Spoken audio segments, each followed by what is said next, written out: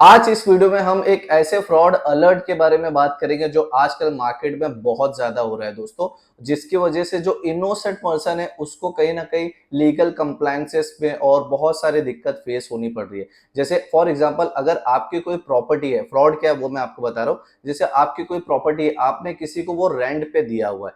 अब वो रेंट पे आपने दिया हुआ है बिना पुलिस वेरिफिकेशन के, आपने पुलिस के एनओसी वगैरह नहीं लिया है। तो वो जो भी रेंट पे लेते हैं वो क्या करते हैं, आपको जो भी सिक्योरिटी डिपॉजिट है वो सारी चीजें दे देते हैं। साथ में आपको रेंट वगैरह 2 से 3 महीने का रेंट भी वो आपको प्रॉपर देते हैं।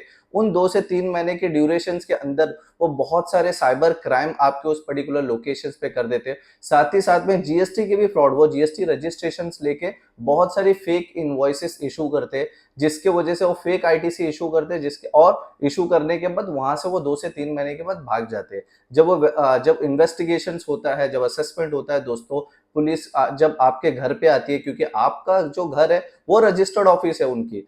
तो वहां पे जब पुलिस आती है, जब आप जो ओनर है, प्रॉपर्टी के जो ओनर है, उनसे जब पूछताछ होती है और जब डॉक्यूमेंट दिखा आपसे जब मांगा जाता है कि आप रेंट एग्रीमेंट दीजिए, तो रेंट एग्रीमेंट अगर आप दिखा भी देते हो तो आपके पास पुलिस वेरिफिकेशन नहीं होता है, तो कहीं ना कहीं आप पे भी वो शक बना रहता है कि आप भी कहीं इस फ्रॉड में मतलब हिस्सेदार हो कि नहीं हो। तो आपसे भी जबरदस्ती का, बहुत सारे ऐसे इनोसेंट लोग हैं जो बेचारे बिना वजह इस केसेस में इन्वॉल्व है, और हम खुद ये 2 से 3 केसेस हमने खुद ऐसे देखे हुए।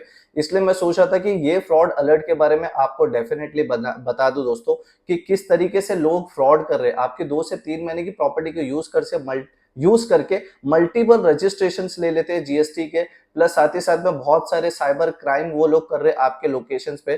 तो इससे बचने के लिए सबसे बेस्ट ये है कि जब भी आप रेंट एग्रीमेंट्स बनाए तो वो नोटराइज रेंट एग्रीमेंट मत बनाइए, उसको रजिस्टर्ड रेंट एग्रीमेंट्स बनाएं जो थंब इंप्रेशंस के साथ होता है। साथ ही साथ में पुलिस वेरिफिकेशन, पुलिस एनओसी आपके पास होना चाहिए। तो कहीं ना कहीं आपको वो जो ये सारी चीजें, जो लीगल फॉर्मेलिटीज आपको करना पड़ रहा है, कहीं ना कहीं उससे आप सेफ हो जाएंगे।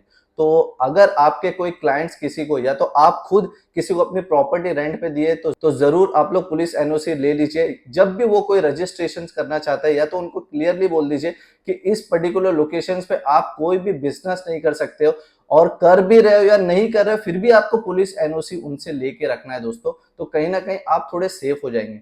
तो ये बहुत सारे मेरे क्लाइंट्स और इवन बहुत सारे लोग इस तरीके के लीगल कंप्लायंसेस में फंस चुके हैं।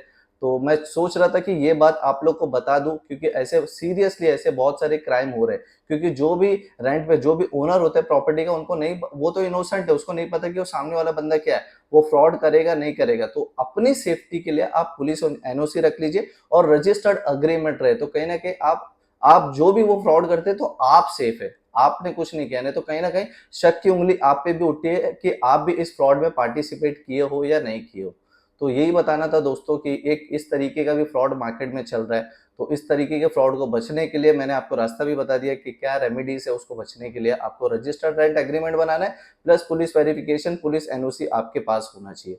तो यहाँ पे वीडियो मैं फिनिश करता हूँ दोस्तों। अगर वीडियो पसंद आया तो लाइक करिएगा, अपने दोस्तों के साथ डेफिनेटली शेयर करिएगा, और फर्स्ट टाइम मेरे चैनल पे आप आए हैं तो प्लीज चैनल को सब्सक्राइब करिएगा। मिलते हैं नेक्स्ट वीडियो में। Bye, take care.